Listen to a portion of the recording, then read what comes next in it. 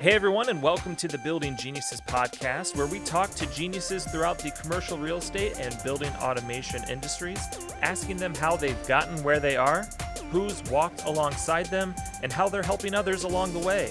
This is episode 3 of season 1, and I am your host, Tim Vogel. In today's episode, we're speaking with Mark Petock of Lynxspring. Hey Mark, welcome to the Building Geniuses podcast. Thanks, Tim. Delighted to be here. Looking forward to our conversation.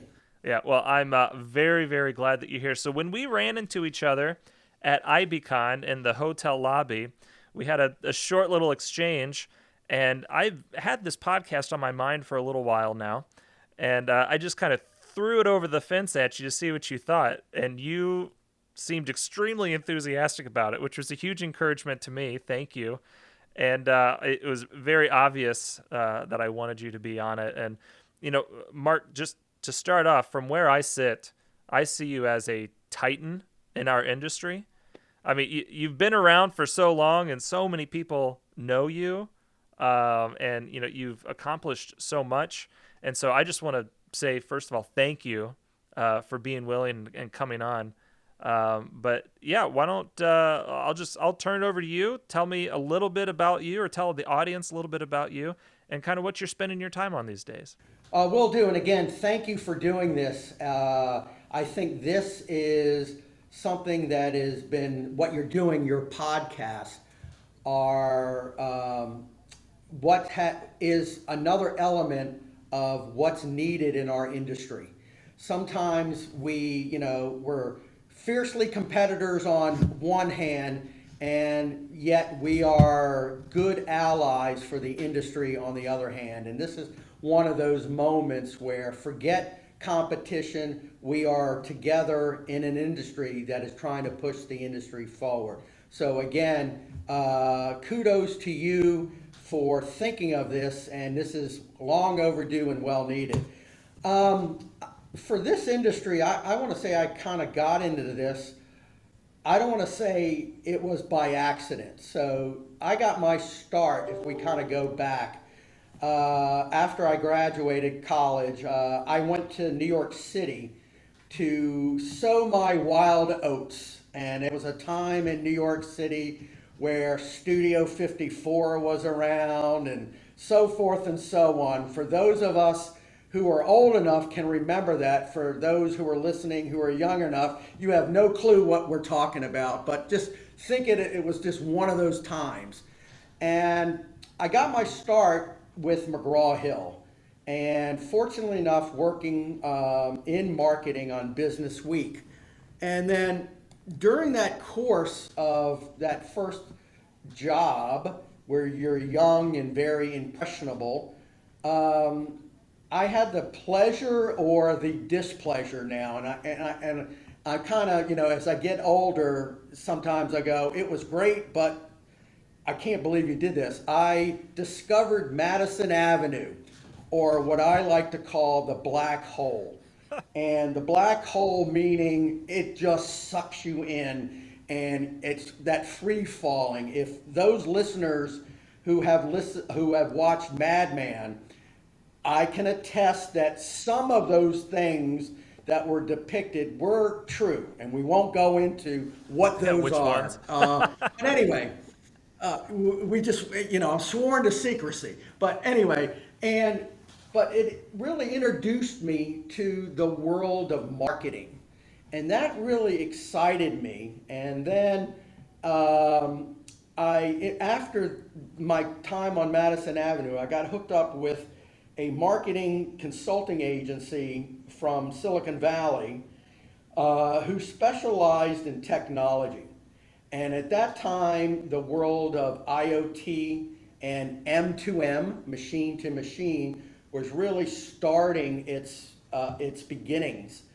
And so I got started that way, working with clients from name brand technology clients who were truly industry pioneers with their technology as far as bringing connectivity to various spaces, being able to begin to get data and so forth. And that's kind of led me to this industry. It's a long way around how I got into this industry. And fortunately enough, I hooked up with the folks at Tritium way back in the day and really got into the built space within this whole M2M IoT universe with Tritium. And for those of you who know me, I launched Niagara AX to the marketplace and a few other things. And I think Tritium helped change the world in the built space, and again, brought us the world of open, normalizing data and so forth and so on, which today we all do collectively as an industry. Yeah. And so, how long ago was it that you, or I suppose, what year was it that you got more into the building automation space in particular? It's really started in year 2000 when I was with this marketing consulting group, and that I don't want to name who the client was because at this point in time, but it was a well-known client who started talking about this whole connectivity, web connectivity, all of that, and making our buildings more intelligent, and I don't want to say smarter because that wasn't there yet. So it was that start, and then again began at Tritium in 2004, 2005, and was, as I said, was there for quite a while till I jumped ship over here to Lynxspring. Uh, I mentioned very early on, like, I feel like I see you all over the place in the industry, multiple organizations, IBCon, whatever it may be. What sort of led you to get more involved at that level of our industry? Good question. I think what it was is I hope I've had a vision to help shape our industry. And so with that, that has really got me really interested to say, all right, I've got to make a difference, not only in my day job or my regular job, but where else can we move this industry together? Where is it going to go? And again, I'm on the board of directors for Project Haystack. I do a lot of speaking and presentations at various events and things like that. I'm part of a group that started a Monday discussion group every Monday called Monday Live, in which we just get together and we discuss different topics within the industry. And so, but the point was, how can I, Mark Petock, help shape the industry, whether for good or bad? And hopefully it's been for good, not bad. Yeah. There will be debates for decades to come, I'm sure. Oh, I'm sure. I'm sure. But so, kind of one step deeper, what makes you want to make a difference so much? I think it all comes down to your personal makeup as far as either you're passionate about something or you're not.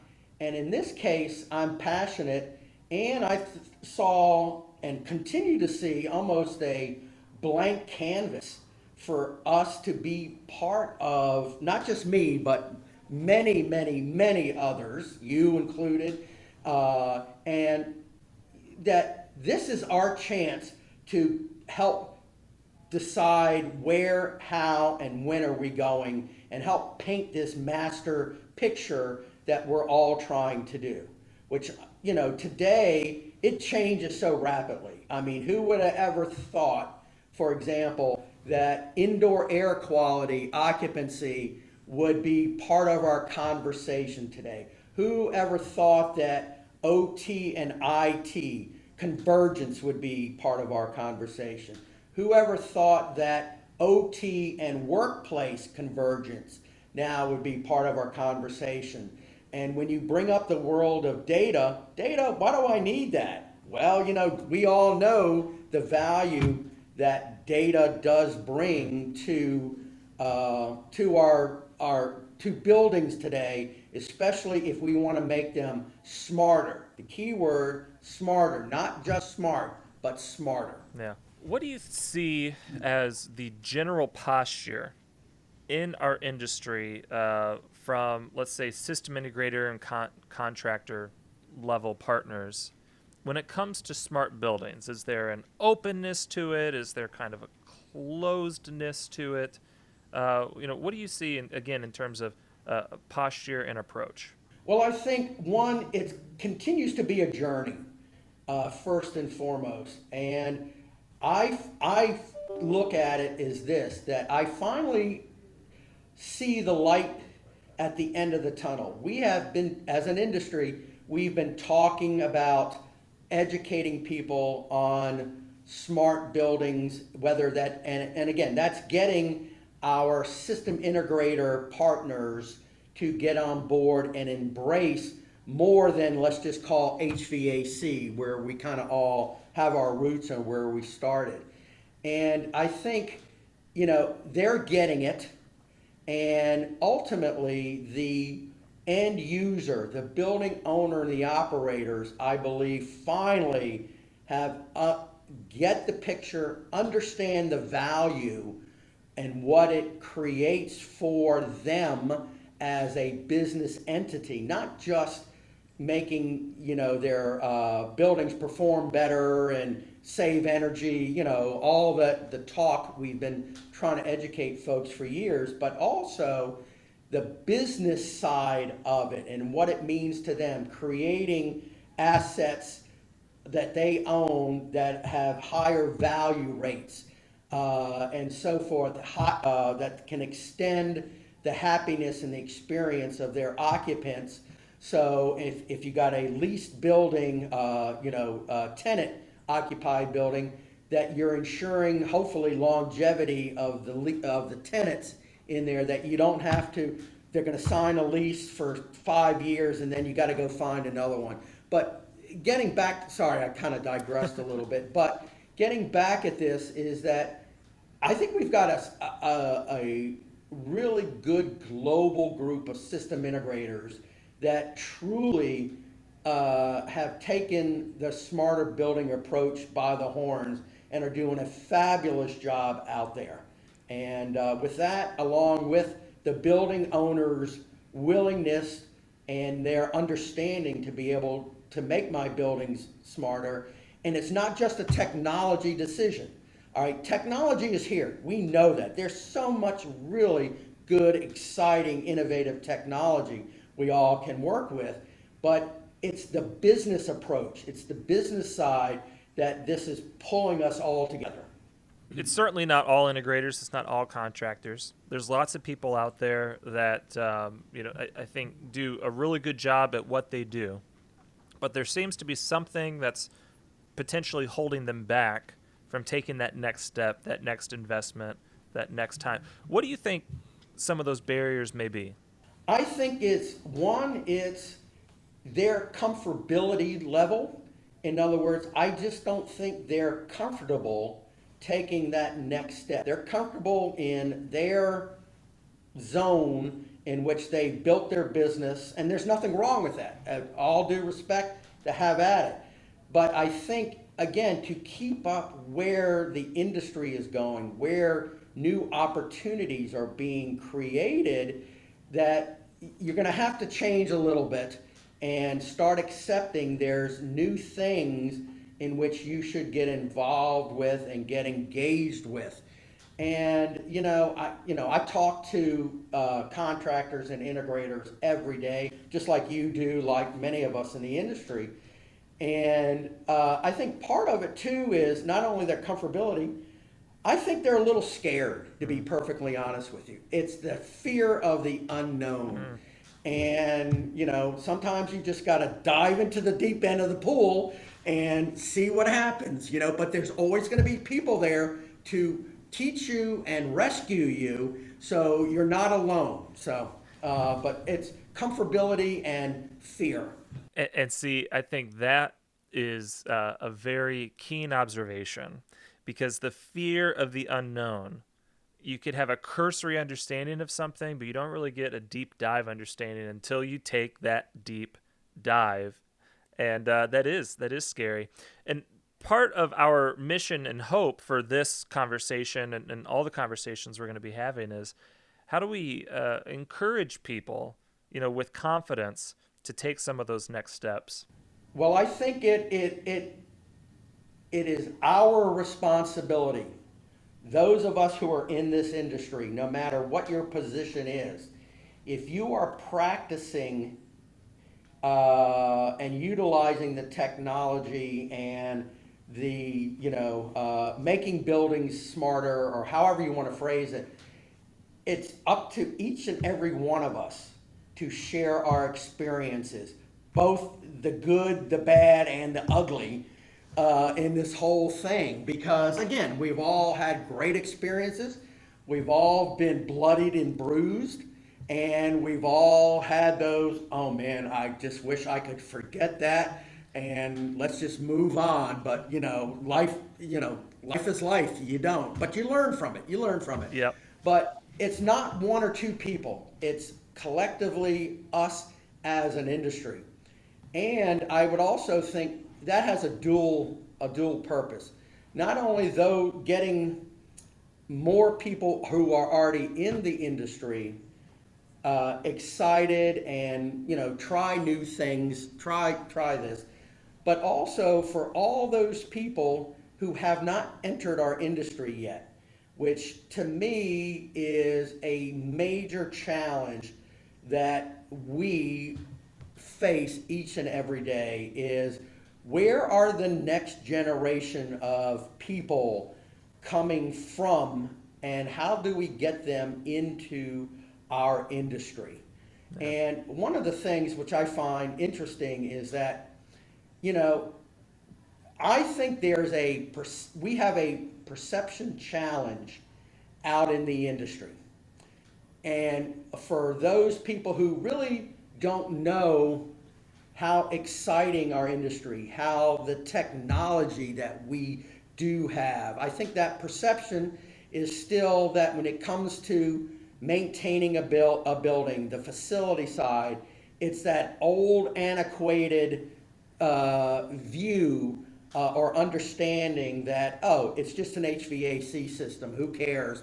And it runs like this. If it breaks, I got to call the guy to come in and service it. Versus all the stuff that we've got today from all the manufacturers, all the suppliers that exist. And I like to use this example. I mean, I'm in Kansas City today. I can sit here and control a building across the globe and get into their system and see what's what, diagnose it, and just with a joystick, I can make changes or whatever.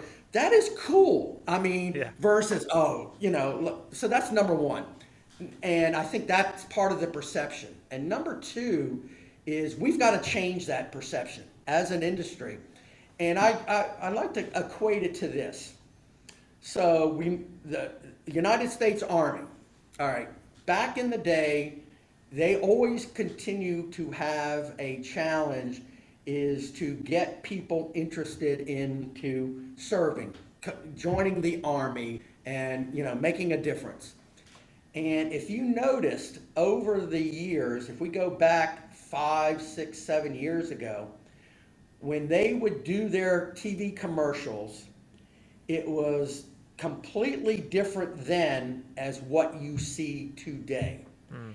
And for example, it was all about, you'd see, people marching, this, that, and the other. You look at today's time, it's all technology, it's excitement, it's making the difference. And I think we have to do the same in order to get that next generation excited about what we do and all the opportunities. Because let's face it, I talk to folks like you a lot every day. And at one time, someone told me there are 26,000 plus jobs right now within our industry, all sorts, whether it be the tech side, the business side, or whatever. Yep. 26,000 jobs that we are trying to fulfill as a industry. That's unbelievable. But I think, again, we've got to change the perception of what our industry is and it's all about and how cool it really, really is. Well, it's absolutely cool. The technology is fascinating, like you said, changing very, very rapidly. Um, what?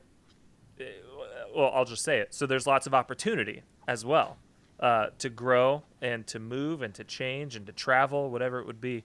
If you look at changing the perception of the industry, how would you portray some of those opportunities for those potential new arrivals? You know, if I could wave my golden wand and click my ruby slippers, I think Which we all have a pair of. exactly, it would be this.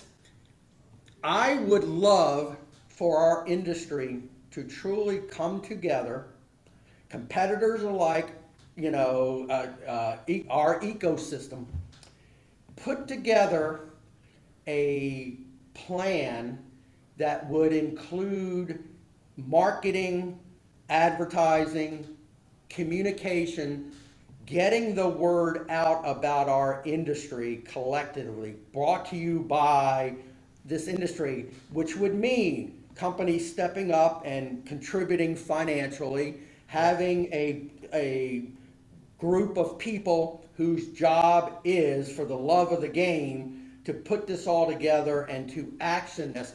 Again, it's all vendor neutral. It's just to promote the industry and get people excited and knowledgeable about our industry. But I think, that would be my answer, all right, which we do not have. That one entity that will come together as neutral, as friends, Right. to promote for the betterment of all of us for the longer term. And I see this as an opportunity for us to contribute. I mean, this conversation, this podcast, and the Yeah. number of different people that we're reaching out to be a part of it, because we are collectively in this together. And as we've said before, the pie is huge, and the slivers are many.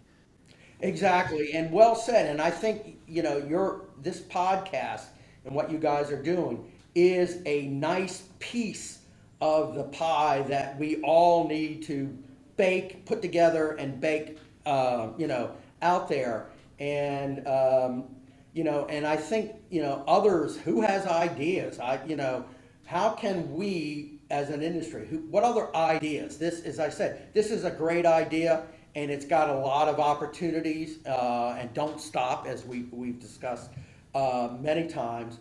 But what else can we do? And that goes for me too. At some point in time, I'm happy for anybody to reach out to me. If you guys got ideas, I'm happy to try to put something together with everybody to figure out what can we be doing? What more can we be doing? Let's put it that way. So, Mark, your background before BAS or the BAS industry was marketing. You're still doing marketing today and contributing to the industry as a whole. But let's go back, and we can go back to 2000 when you got into the industry or before that. Who were some of the people that instilled, some of these values that you have? Some of these. Who were some of those influences in your life? Well, I think, obviously it was my father. All right, that's a pat answer. Okay, done. Let's move on from that. But when I was at McGraw-Hill, there was a elder gentleman whose background was so interesting and fabulous. He was in marketing, and he actually fought in the Gurkha War back in the day. He enlisted and was a colonel in the Gurkha War. Just his stories and what he went through and what he endured, he didn't have to, but he did it. I think that was is one of them. Also, I would also say, sure, it's inspirational leaders, sure, like Steve Jobs, and yeah, that could be a pat answer, but I look at someone like him and I go, all right, you saw something. Let's use a mobile phone. Did Steve Jobs invent the phone? No, he did not. But what he saw was to take something and really re-energize it, reinvent it, recreate experiences, and made the phone, oh, I just make a phone call to and from. Hi Tim, how you doing? Great. All right, click. But he saw that vision, and I think it's those types of people that really have been inspired. Don't look at what it can do. Look at it what it's not doing today, but has the potential to do it. And I kind of use this, and I do a lot of mentoring with folks, both in our industry and outside our industry, As a mentor? as a mentor. And Okay. one of the things I always tell these folks during conversations is sort of like one of my favorite quotes that I kind of put together is when you start, whatever that is, I don't, it just what it fill in the blank. Start from humility, not grandiosity. Learn everything you can from everyone you can, and then, and only then, look for gaps and opportunities to innovate. And that to me sort of sets, I hope, a good foundation for people to start applying themselves and what they want to do and how they want to try to make a difference. Why is humility so important, Mark? I just think it's just one of those things that it's part of human nature and it's part of being a good person.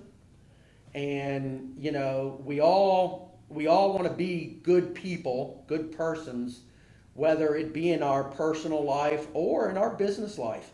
At the end of the day, we have great relationships both sides, and I have to say some of the really interesting relationships and some of my fondest relationships have been interacting and establishing these relationships with people in our industry.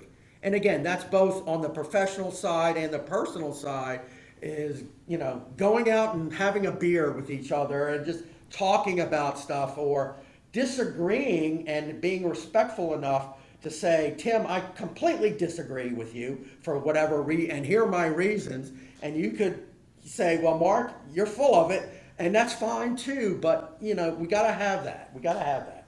So, Mark, you've certainly had some partners in crime in the industry. We had on our first episode Fred Gordy, Oh yeah. and he he said that you guys were sort of cheerleaders for each other very early on. Why don't you talk a little bit about that, either specifically or in general, and then I'd like to hear, who are some of those other partners in crime that have come alongside you. Sure. And with Fred, I'd known Fred for years. When he started out, he was at McKinney's. He was on the integrator side of the house. And as cybersecurity started to rear its ugly head in our industry, this was back in 2012. And I caught on to it, and I was very vocal about the importance of cybersecurity in our built space from the business perspective, okay? From the business, why we have to really take this serious. And Fred, on the technology side, also started to see the importance of cybersecurity. So that the world of cybersecurity really brought us together stronger and an allied cause together to educate people about cyber within the built space. And some of my other, let's just call them cronies over the years, John Petsy, who used to be president when I was at Tritium, and then now he's principal at Sky Foundry and a cohort in Project Haystack with me on the board of directors and trying to get Project Haystack out there, etc. He was one. Ed Merwin, who from Tritium, who I like to call the grandfather of our industry. Call him Papa, and hopefully he won't hear that. No, I'm kidding. Him. Also, just some of the building owners and operators that I've had the pleasure of meeting over the years have been, truly influential, and the system integrators.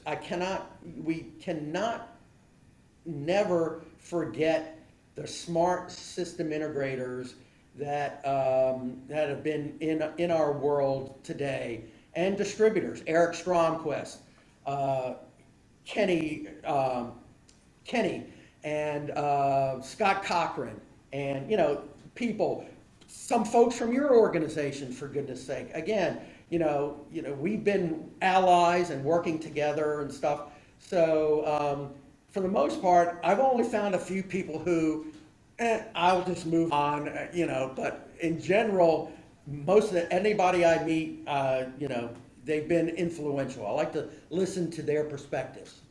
Who are some, you've mentioned mentoring and how you do that. Who are some that you've mentored that you've been particularly pleased with or impressed with, or you feel like has kind of embodied, this, at least the value of humility? Mm-hmm. Well, there's two right now, and two coming down the road. So Scott Mensch, who's now with J2, and Julie Hardesty, who's with Brainbox. I think those two, if I have trophy mentorship folks, I would put those two definitely on the top shelf, and I am extremely proud of those two. And now, especially my team here at Lynxspring, Tanya Peterson and Angela, who are part of my team, especially sharing what I hope is some good knowledge and advice on marketing as a whole, and then obviously tying it into our industry. And and I think there's been some integrators and folks along the way. Not so much a mentor, but Greg Barnes from used to be with Active Logics, now he's with Brainbox, and Jack as well, and so forth. So hopefully, when you go to Mark's tombstone and you read, by the way, here lies Mark, whatever, he also was a pretty good mentor to these following people. I would like people to know that. Well, I think that's great, and a lot of those names that you shared are names that I'm familiar with, that I've seen around, that I've interacted with, been on calls with. Just very fantastic people. When it comes to mentoring, it sounds like you have kind of a regimented sort of strategy of doing that. How are you approaching mentoring from, let's say, a systematic standpoint? And then from there, how is that rewarding to you? Well, I think I look back and who and how some folks who influenced me from a mentorship perspective, and I take that, how it was done for me, and I apply the same, but I also try to weave in there the positive and then as well as the negative. And I think it's one, to be a good mentor, you have to be able to obviously influence people, or hopefully influence them with the positivity. But life, our jobs, is not always positive. Where we're trying to go as humans is not always positive. We face adversity, some more than others or whatever. And I think that is talking about the both sides of the line, the positivity and the negative. I think that's it. And I start out with the positive stuff first, and then, all right, now we've discussed, or you've heard me say some real life experiences about the positive side. Here's some of the negative sides. And I go into my real life, what has been, things that really have been negative for me, and it's making a wrong choice or whatever. And then what was the effect of that choice? Yes, I learned something, but it was extremely painful, both business wise and personal wise. And I think that is, that to me is the foundation of a good mentorship type uh, framework for people. If I could give any advice that way on mentoring. Yeah, it's modeling humility, and it's also modeling vulnerability. And you take the good with the good, you take the bad with the bad, and you just be open about that. Don't hide it. Yep. It also just makes you seem much more human and personable as well. Which then, reason being, it gives you more opportunities to go and mentor other people and to draw other people in. And honestly, Mark, that's one of the reasons that I invited you, right? Because I've seen that, and I've seen you model it, and I've seen kind of that kindness and the vulnerability and the humility, but then also the desire to teach. And I've just really appreciated that. With your mentorships, are they formal or are they rather informal? I mean, are they 12-month, 24-month, or just kind of as people come in, you try to take a more intentional approach with them? It's more informal, and I don't put a time limit on them. And I think a true mentor is somebody that you will have contact and relationships from the very beginning until, if they don't want it, that's fine, but I'm never going to cut it off. And because we go on as humans, we go on to other things. And even though the two I mentioned, we work together at Tritium, they've long since left Tritium, but yet I'm still engaged with them, and we have conversations, we check on each other or whatever, no matter where they're at. So I don't put a start date and an end date. It's a begin date and a never ending date. Because really, they're Yeah, relationships, absolutely. they're friendships. So, Mark, I'm not here to make any announcements or anything, but we all know that time is limited. Are you planning on retiring? Are you planning on working until it all gives out? So have you been speaking to my wife? Because she asked me that same bloody answer every month. It's I tell you, sure, like anybody else, as you've committed to something and whatever, but you want to enjoy the fruits of your labor. For me, I've got something in mind, but it's not anytime soon. I think as long as I get up every day, I enjoy what I do. I enjoy the industry. I enjoy the people that I'm able to and blessed to interact with and all that. I'm going to go till, I don't want to say till they pull me kicking and screaming. I'm going to, and I don't want to sound like a politician, not giving you an answer, but Yeah, yeah. I'm going to say 3 to 4 years, give or take, give or take. But then again, that may not be full retirement. I may just cut back a little bit, enjoy going to the beach a little bit more often, or playing with my grandson or whatever. And I think that's wonderful. In that time that's left, what is Mark going to be focusing on? How are you going to be sharing what you learned and what you're seeing? I think, yeah, very good question. I think to continue to make our industry exciting and to be that a voice, a one of many voices to get more people into our industry and hopefully, continue to push us all in the industry. Push us. We're not stopping. In other words, we got to continue to push. What is the next thing? What's the thing after that, or whatever? And does it make sense? So and being disruptive. I like to be disruptive. What can I say? And I like to challenge people, and people can challenge me as well. So I think that does us all good and makes us all grow. Well, Mark, I appreciate you, and I wish I knew you better. I think there's plenty of opportunities for us to get together more. But thank you so much for doing this. I absolutely see you as a building genius in our industry. I love your attitude. I love your spirit. I love everything that you're trying to do and how you're outward facing and you are really investing in other people. That's an inspiration to me. It's also just a huge encouragement.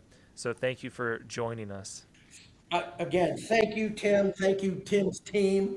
And again, I applaud you for doing something, doing your part to, continue to move our industry forward. We need more folks, more things to do it, as we talked about in our discussion. Thank you. Greatly appreciate it. Look forward to getting together, and look forward to our next time where we can agree and disagree on stuff. I love it. Well, thank you, sir, so much.